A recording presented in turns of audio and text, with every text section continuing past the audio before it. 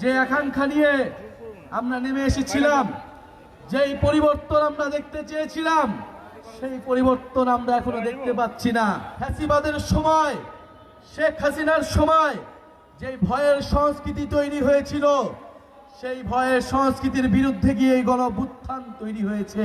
এই বসুন্ধরা আসালম, এই দুর্নীতিবাজ লুটেরা ব্যবসায়ীদের অবশ্যই বিচারের আওতায় আনতে হবে।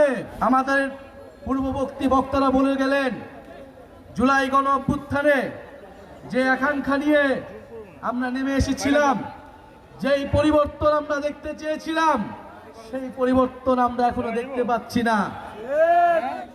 বরং আমাদের সামান্য যে চাওয়া ছিল জুলাই ঘোষণাপত্র এবং জুলাই সনদ, সেটি নিয়েও টালবাহানা করা হচ্ছে।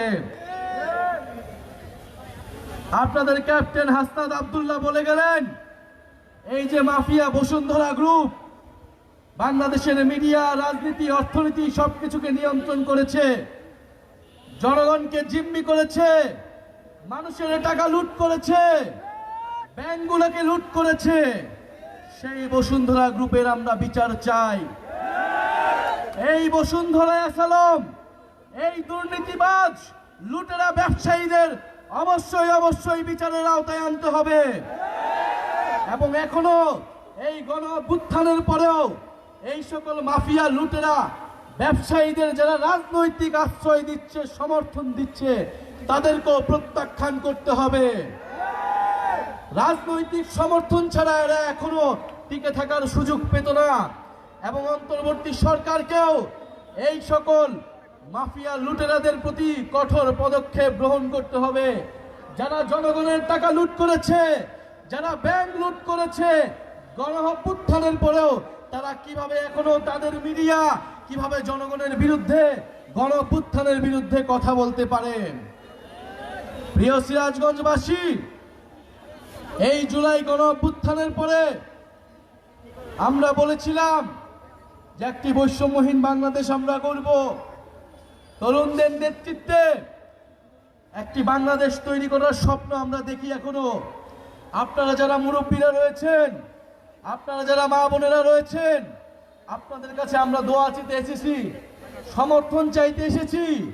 জুলাই গণঅভ্যুত্থানে শেখ হাসিনার জুলুম থেকে বাংলাদেশের মানুষকে মুক্তি দিতে আমরা কোনো আপোষ করিনি। আমরা জীবনের সর্বোচ্চ ঝুঁকি নিয়ে মাঠে ছিলাম। আপনাদের সন্তানেরা মাঠে ছিল, পুলিশের বুলেটের সামনে বুক পেতে দাঁড়িয়েছিল।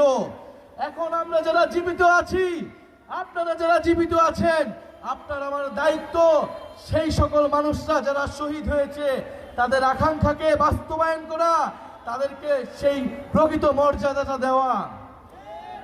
প্রিয় সিরাজগঞ্জবাসী, আমরা বলবো, ফ্যাসিবাদের সময়, শেখ হাসিনার সময় যে ভয়ের সংস্কৃতি তৈরি হয়েছিল, সেই ভয়ের সংস্কৃতির বিরুদ্ধে গিয়ে এই গণঅভ্যুত্থান তৈরি হয়েছে। যারা গণঅভ্যুত্থান করেছে এই প্রজন্ম কাউকে ভয় পায় না।